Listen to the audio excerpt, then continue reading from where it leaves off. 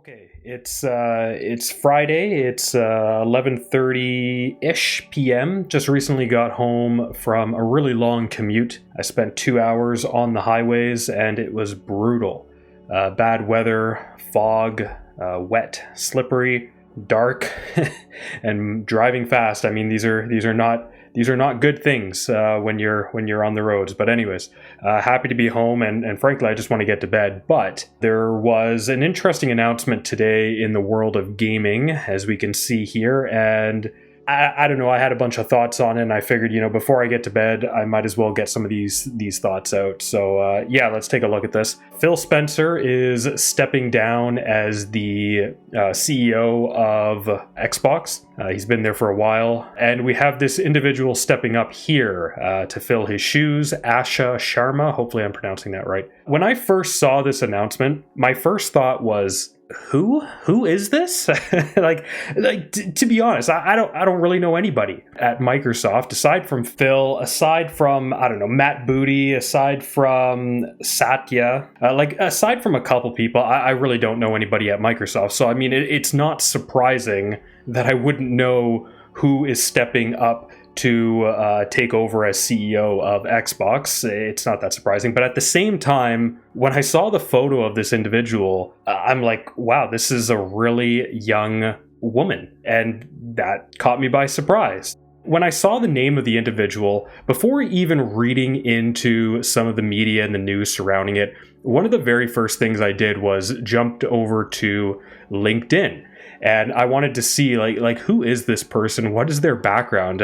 Have they been at Microsoft for a long time? I mean, presumably, if this individual is going to be heading up the Xbox division at Microsoft, then they must have a lot of gaming experience. They must have a very strong background in gaming, a strong background in the community. They must have been around at Microsoft for a really long time. I mean, that's what you would think, right? They're going to be heading up the entire Xbox team. However, not the case. So here's this individual here. So we can see here that she has already updated her experience. She's written CEO of Xbox. And before this, she was president, Core AI product. So, I mean, she was an executive. She led the product portfolio for AI models, apps, agents, responsible AI, etc., etc. But according to this, only been at Microsoft for a little over 2 years. Interesting. We can also see that she is a board member for Home Depot. She's a board member for Coupang. I'm not even sure what that is. Interesting that we actually see this here. Whenever I add board memberships to my portfolio or to my profile on LinkedIn, usually this is a volunteer role, so I usually put it underneath the volunteering. She has it up here. If we look back before Microsoft here, we can see that she was the chief operating officer, COO, of Instacart for 3 years. She was there for 3 years. Prior to that, she was VP Product and Engineering at Meta. Very interesting. And then before that, we see that she was COO again of this Porch Group. And then before that, she actually worked at Microsoft for a couple of years in marketing. She's clearly a young individual. She holds 1 degree, a Bachelor of Science in Business, and she did not include the year of her graduation here, but I did manage to find it right here. Looks like she graduated in 2011. She's probably about, 35, 36 years old, which actually is the same age as me. And yet she's putting me to shame here because even though I also work for a large corporation, I'm pretty much at the bottom. That being said, I'm doing a PhD on the side. That's sort of like a side quest for me in my life. So give me a break here. I got 1 foot in the corporate world and 1 foot in the academic world. So I'm dividing my time. But anyways, jumping back to Ash here. This is a very, very interesting profile here. It's very curious to have someone who, they graduated back in 2011 and then they started working in marketing at Microsoft for 2 years. Somehow directly from this, they became an executive at Porch Group, then a vice president, then another COO, and then up to president, and now CEO of Xbox. This is a wild, this is a wild journey for a young person to make. I work with a lot of people that I mean, I do this in a sort of a, like a fun mocking way. I don't mean anything bad by it, but I use this term. I call them like ladder climbers at work, where they're constantly looking for the next opportunity to get another rung up on the ladder, move up the corporate org chart essentially. And for some people, they're constantly looking for that vertical climb. For other people, sometimes they're doing sort of diagonal movements where they're actually jumping to another company if that other company is going to offer them a position that is at a higher rung than the rung that they're currently on at another company. And that's sort of the sense I get by looking at Asha's timeline here. She's jumping from group to group to group to group to group and basically climbing this theoretical ladder all the way up to the top of CEO of Xbox here. The other thing we can see by looking at this, no experience in gaming. I mean, I can't see it. Maybe she's a big gamer herself. I have no idea. But just looking at this, absolutely no experience in gaming. So, I mean, it begs the question, how are you going to head up Xbox, which is one of the largest gaming companies in North America? How are you going to head it up if you yourself don't know anything about gaming? It's a bit curious. Another thing that we could take away from this, I mean, I don't want to, people are already saying this online. I don't want to suggest that this is some sort of like DEI hire or it's some sort of solidarity thing. Again, I'm not going to suggest that.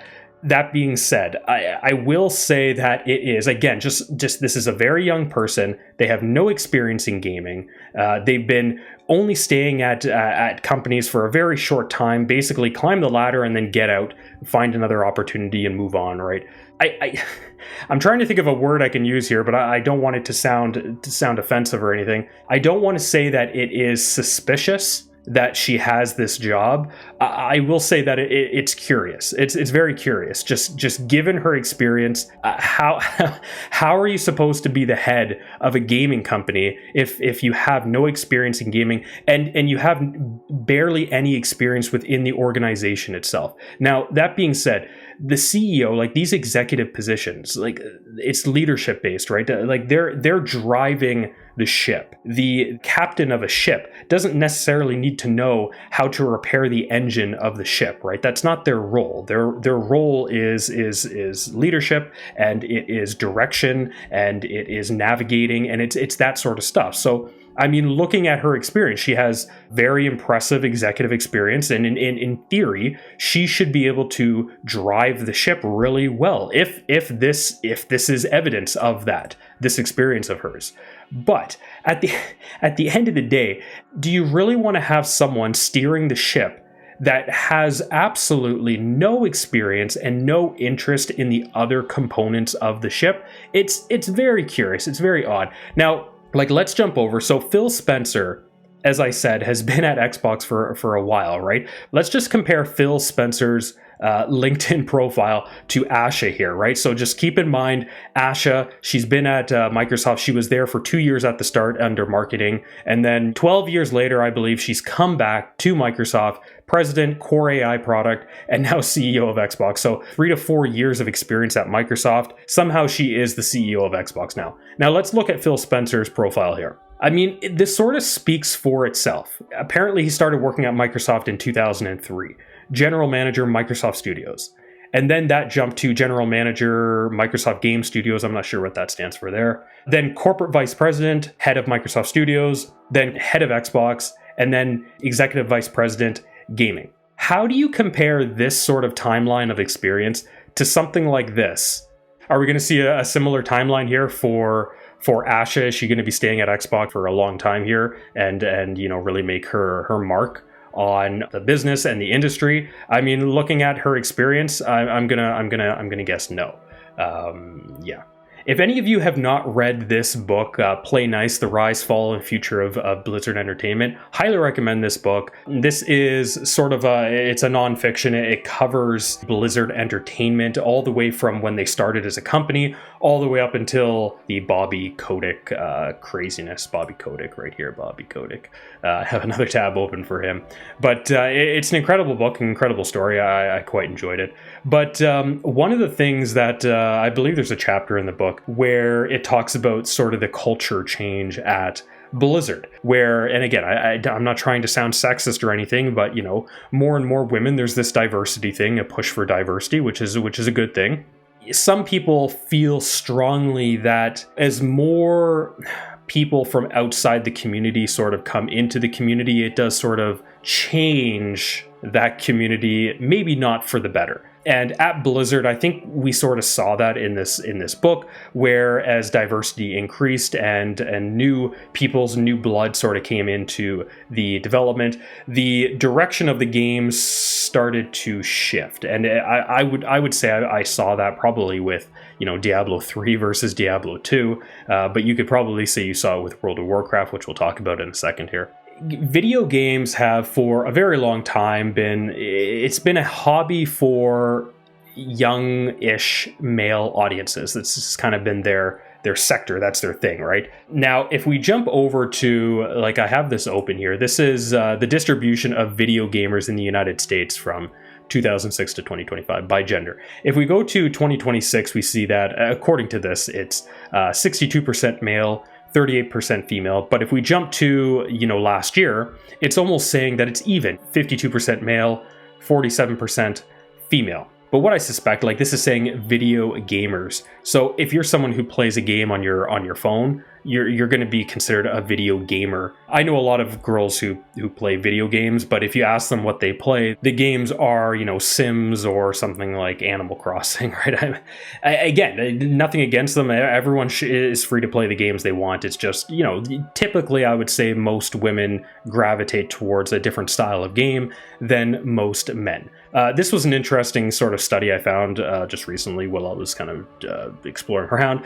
This was a study that was done in 2020. I know it says here SAS Global Forum 2020. I'm not actually sure when this was published or anything. But we have these individuals from Kennesaw State University, and they were looking at something to do with World of Warcraft. But the only reason I'm interested in this is because down here, we see that they did 1,924 surveys, I believe, of individuals who play World of Warcraft, and they have demographics here. So of those who completed the survey, again, if I'm reading this correctly, we have nearly 60% male and around 35%, just over 35% female. What I'm getting at is the demographics of women versus men when it comes to playing video games. It depends, greatly on the game. Obviously, there's probably more women playing Sims and Animal Crossing, and probably more men playing, I don't know, Call of Duty, World of Warcraft, or whatever. Those types of games.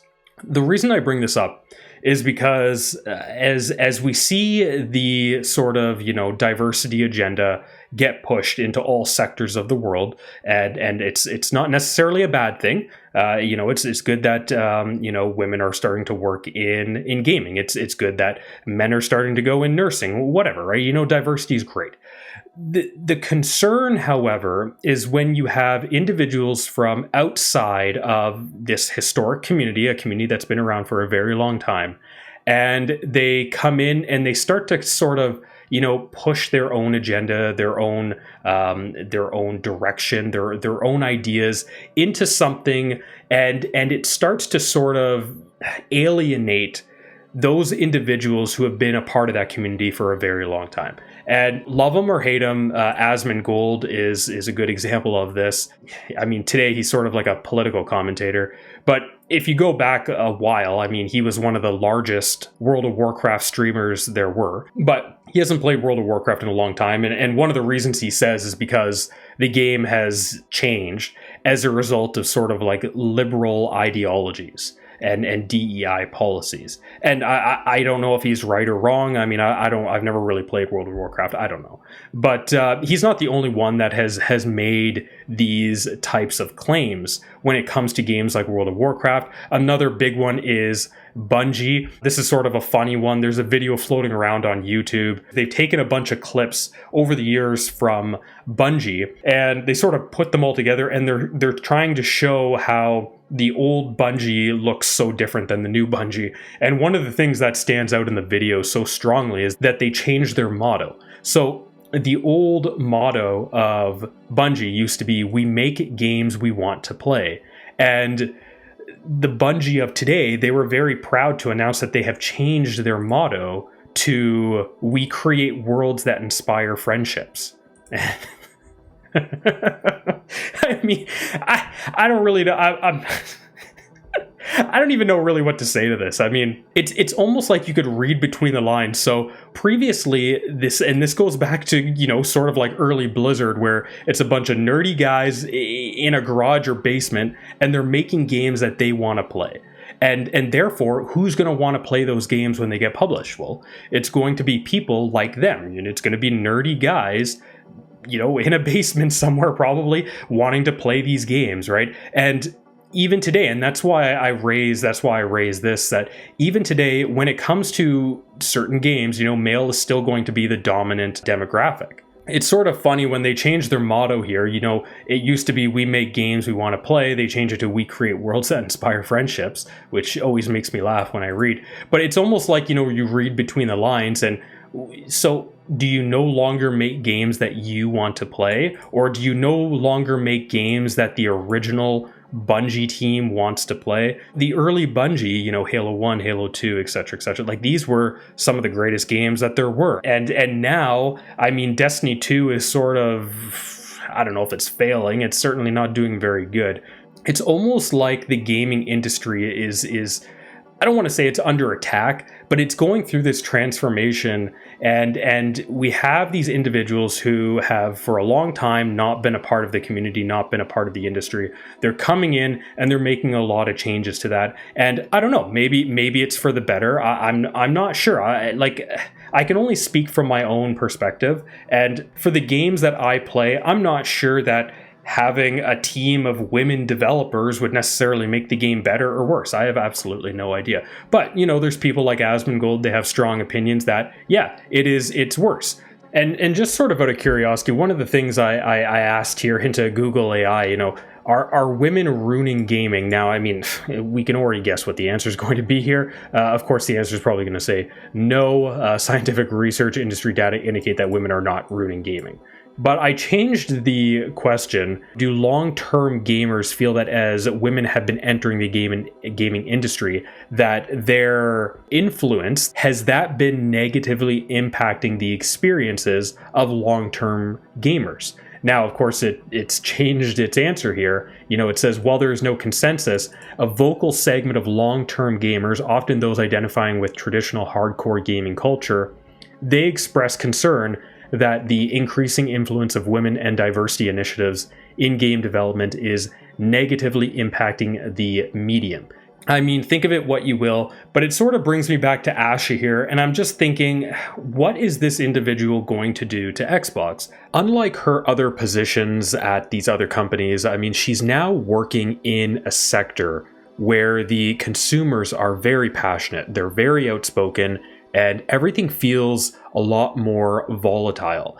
And that was what I was getting at when I was talking about, sort of the hardcore gamers and how they feel about women entering their sector and influencing the direction and quality of games that they have been playing, especially these long-term franchises like World of Warcraft or Diablo or Destiny or whatever it is, and they're influencing the direction of those games, the style of those games.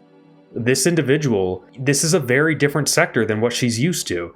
It's drastically different, and if she approaches this role in a similar way, where she's going to try and maximize profits, we might see another Bobby Kotick situation, and the creativity, the inspiration of the game developers and the studios could be ultimately destroyed. And I'm fearful of this, not just from the perspective of the developers and the studios at Xbox, but also the Xbox fans and the gamers. I mean, I've been a long time Xbox fan. This makes me nervous. And again, just looking at this experience, it's like I said, it's a curious choice.